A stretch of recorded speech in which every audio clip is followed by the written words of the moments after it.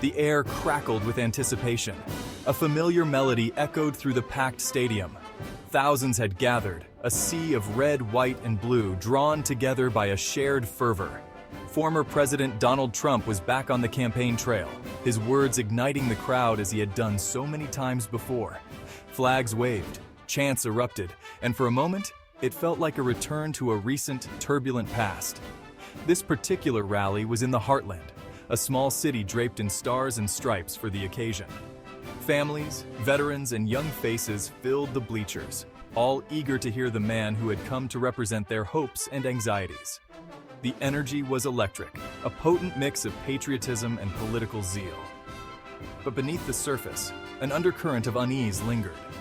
Recent events had cast a long shadow over the nation. Political divisions ran deeper than ever, fueled by misinformation and mistrust. The very foundations of American democracy felt shaken, and in this charged atmosphere, the potential for unrest loomed large. Security at the rally was tight, a visible reminder of the volatile times, yet no one could have predicted the events that were about to unfold. As the sun began its descent, casting long shadows across the cheering crowd, a ripple of unease spread through a section near the stage. It started subtly, a shared glance, a whispered word, but soon it became impossible to ignore. Something was wrong. It was a young man, barely out of his teens, who first drew the attention of those around him. He stood out amidst the sea of smiling faces, his own countenance a mask of cold detachment. He wore a dark hoodie pulled low over his forehead. Despite the summer heat, his hands shoved deep into his pockets. Several people later reported a strange glint coming from his pocket, a flicker of metal in the fading light. Was it a phone, reflecting the stage lights? Or something more sinister? Whispers turned to murmurs, then to pointed fingers and anxious calls for security. The festive atmosphere began to curdle, a sense of dread seeping through the crowd like a cold draft. One woman, a seasoned rally-goer who wished to remain anonymous, recalled the chilling moment she noticed the young man. He had this look, she said, her voice trembling even now, weeks later. Not angry, not excited like the rest of us. It was like he was empty, just a shell. Her husband, a burly man with tears in his eyes, recounted the fear that gripped him as he realized the potential danger. "We have grandkids, you know," he choked out, his voice thick with emotion. "They were supposed to be here, but thank God my daughter decided to keep them home at the last minute." The couple's story was echoed by others in their vicinity. A palpable tension gripped the section, the joyous chants replaced by a cacophony of worried whispers. Some tried to wave down security, their frantic gestures lost in the throng.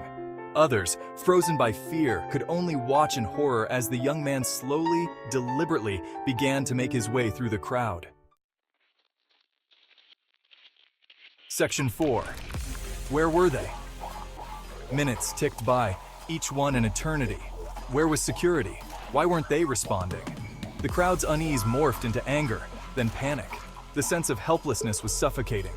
The young man, his face still hidden beneath the hood, continued his steady advance, a ghost cutting through the heart of the rally. It was a scene of utter chaos and confusion.